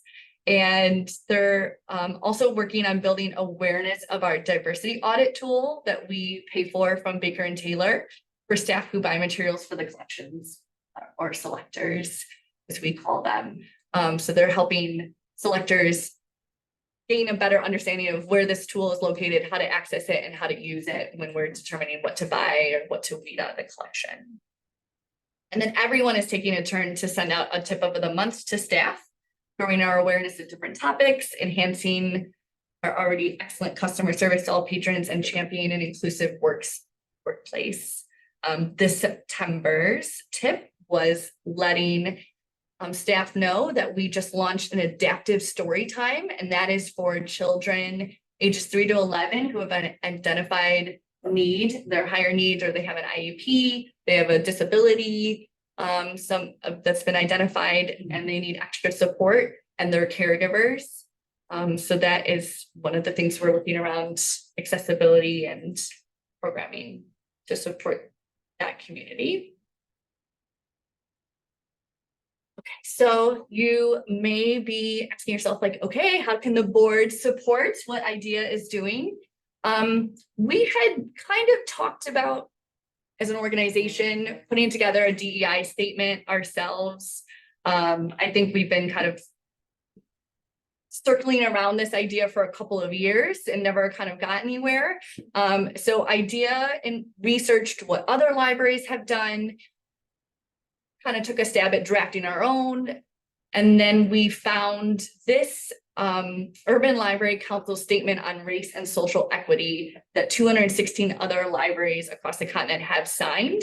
And that's what we are recommending to the board to approve Kelly to sign us on to this and join those libraries. Michigan libraries who have signed this are Detroit Public Library, Grand Rapids, Grosse Pointe, Kalamazoo, Kent, Butte District Library, Monroe County, and West Bloomfield have all signed on to this already. And this way we don't have to necessarily come up with our own language, and we can just put on our website, because IDEA will have kind of its own page on our website going forward, that we are just joining this, and this is what we're committed to. And I'll make sure that I'll have these slides so you can like look through this and go to the link to that's in there to the website. Okay. Questions, comments? Bless you. Yes. Are you concerned that there are no men on your committee?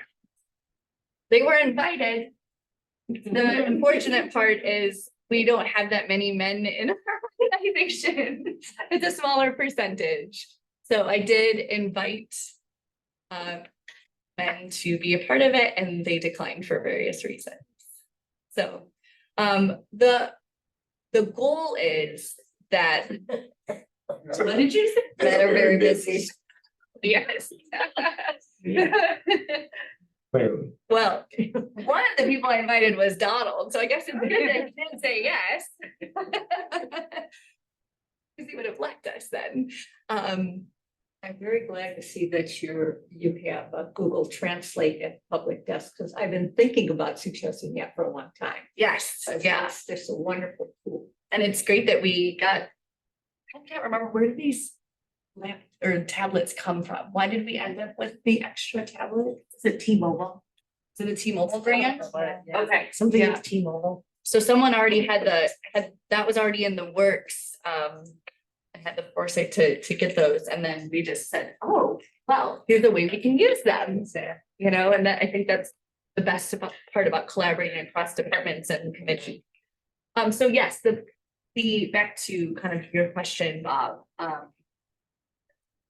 Fix the not having that right now, but everyone is kind of committed for at least a year, maybe 2 years.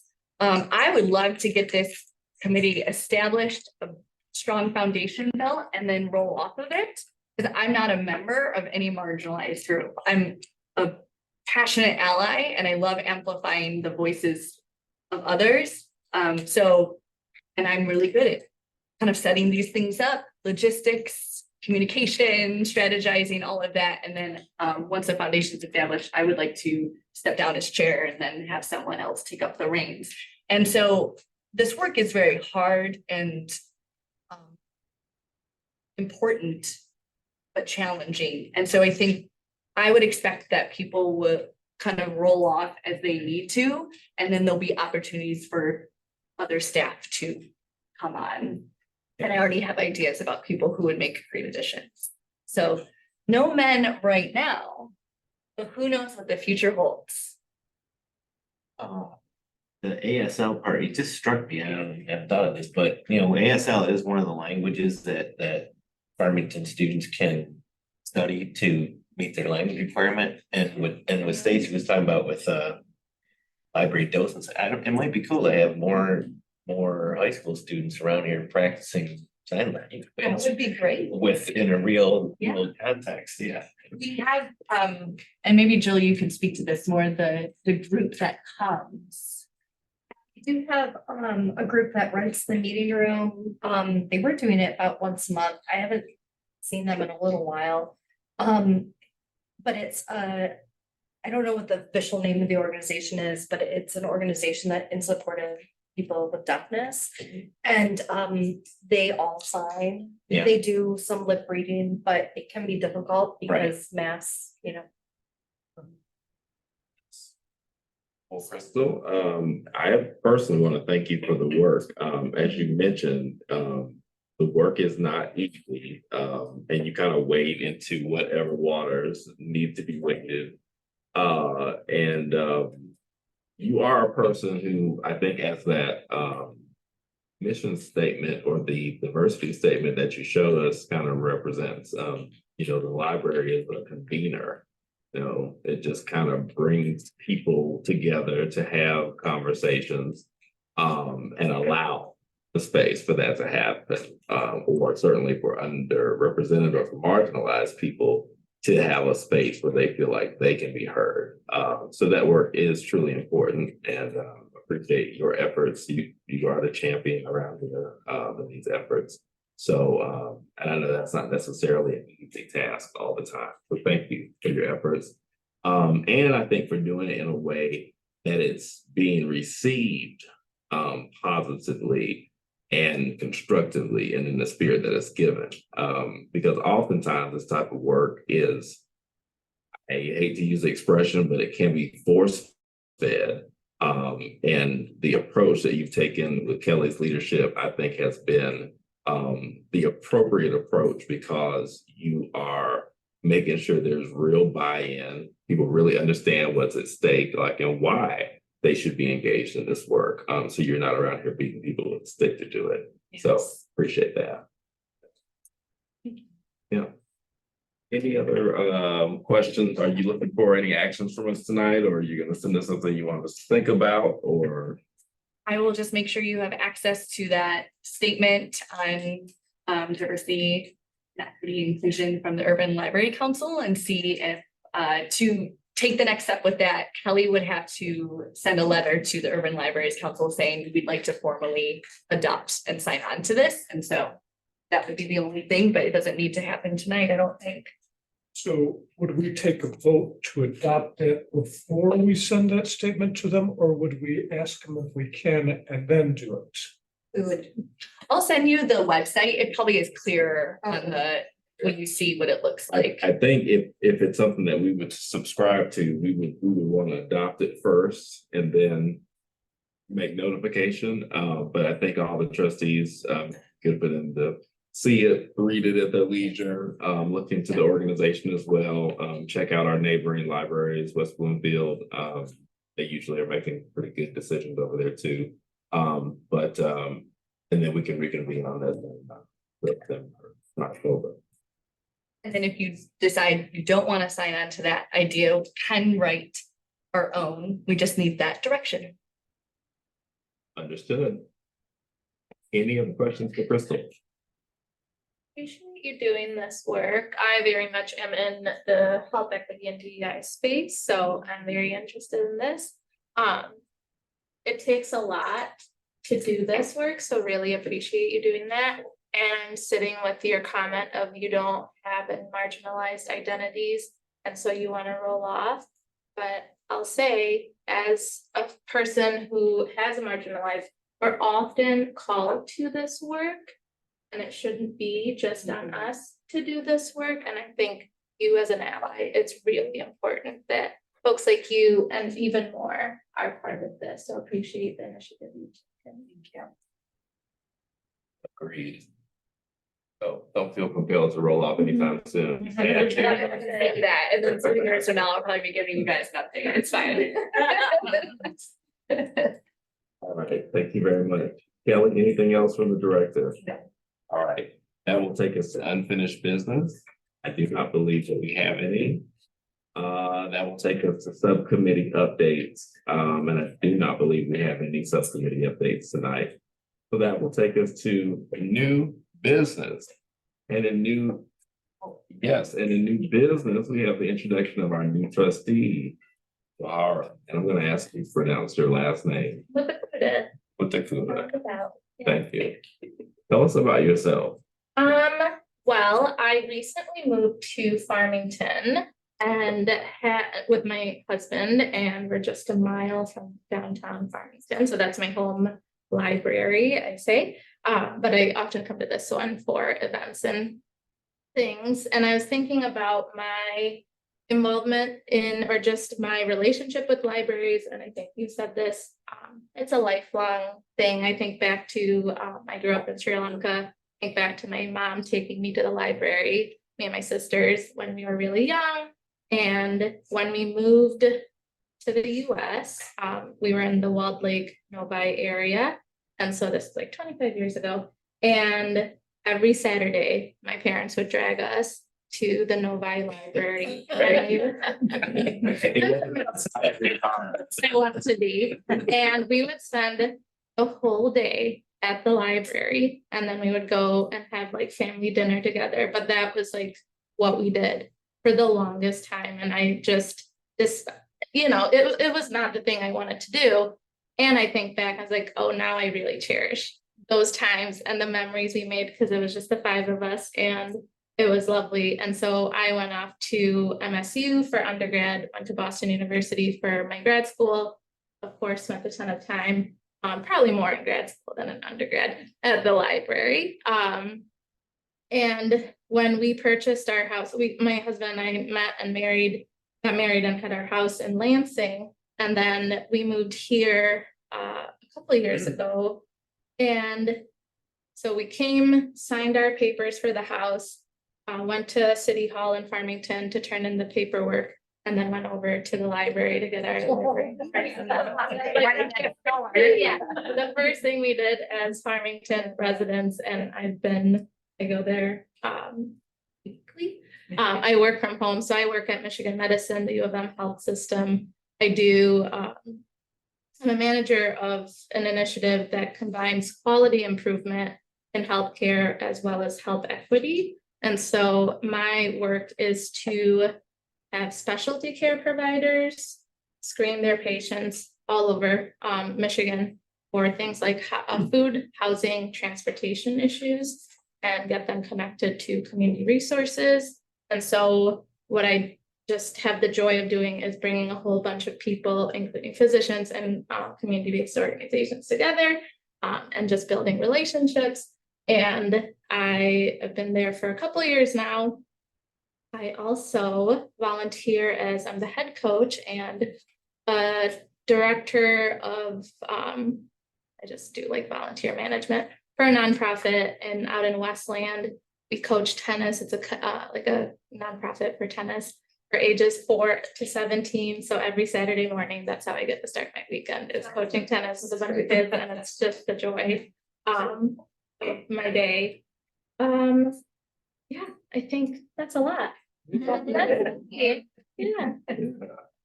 Well, welcome. Thank you very much. Yes. I think you're already making a very positive contribution to this group. You've got a great group of folks here to work with. So I'm looking forward to what the future holds. So thank you so much for being here. Thank you for your service. Thanks for being so welcoming. I got the best tours with Kelly. I kept saying, I was like, oh, I got the behind the scenes tour of seeing the conveyor belt of books. I was like, I've never realized that's how it works. So it was great. Thanks, Kelly, for being on time. Awesome. Sweet cookies at me. We used to have pizza. That's a little more than you can ask for, yes.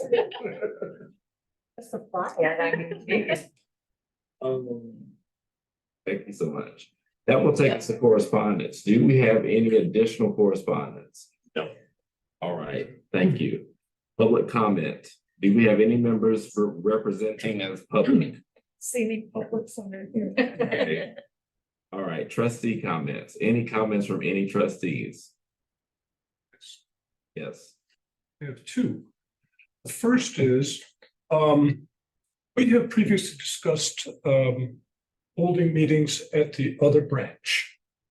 And I would like to recommend that again, simply so that the neighborhood there knows we're here. I Right? think there's somebody in the room, Maria, is there not? I feel like. Yes, but I will look again tomorrow. And Maria, I would say, if not, then just schedule at the next earliest availability, right? I will look and see. I would think it would be favorable that we do that periodically. Agreed. So I Pick will a look. day, see if there's any open day. Yeah, I'll look. I'll look. But the last time I did look, there wasn't. I'll look again. I know we don't have a huge crowd online, but we have the same capability of Yes. we do. Yes, we have a whole new system there. I thought we did, so.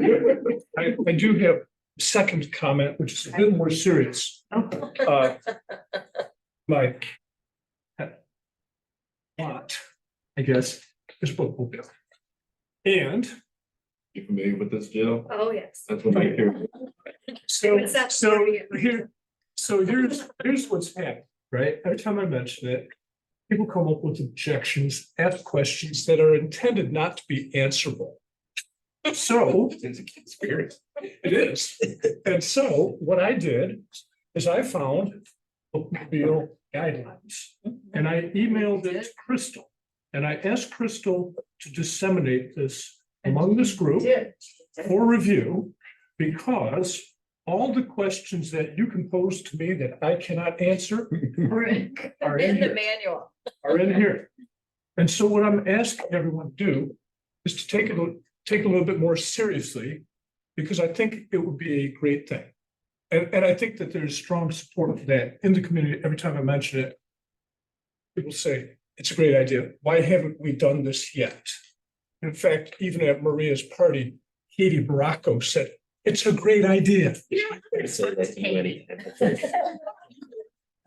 She will say the same thing. To you. She will. And so that right there, the red bus is what I want. That's what I want. I don't care what, you know what, here, look. It's, this is, I'm not sure where this is. This is Norway or Sweden or somewhere. But the point is that the purpose is to bring the public. And the colors can't help but attract attention. The cartoon characters can't help but bring kids. It brings my memory back to when we had a bookmobile that came every Saturday afternoon at the end of my street. Kids would line up. Kids would line up for this bus. That's what I'm asking people to think about. Okay. And what I'd like to do then is I'm asking everyone to take a serious look at this. And then let's talk about whether it's something that we really can do. I believe it's financially possible. I do. I'm pretty sure that, in fact. Question is, do we have serious objection? Or is it something that we should do? And I think we should. So that's my ask. I've been doing some research on this. I've talked to 3 different libraries, large libraries. And I've compiled some information. One library had a transit van that they had done. A nice transit van, $275,000. So I'm not sure what a bus would cost. Another library had a smaller van, which was like 69,000, I think. But I will compile that information and I will send it in. Also, American Library Association has mobile library guidelines as well. Yeah, and Kathy, recognize, I'm not suggesting that this is cheap. It's a serious financial commitment, seriously. I think that the cost benefit analysis ultimately weighs strongly in favor. And I would suggest that there are opportunities in the used bookmobile market. I've looked at that on the computer. They sell for cheap. You get a good one, you get it refurbished, put it out there. It doesn't have to be brand new. But I would like it to be painted red. I was There you go, Maria. All your objections are answered. Any other comment? Any other trustee comment? I allowed you a rebuttal, but it was only supposed to be comment. Okay, if no further comments, I think we will consider ourselves adjourned. Thank you all very much. Thank you. And anybody that does not have this can get it from Crystal, or you can email to me directly.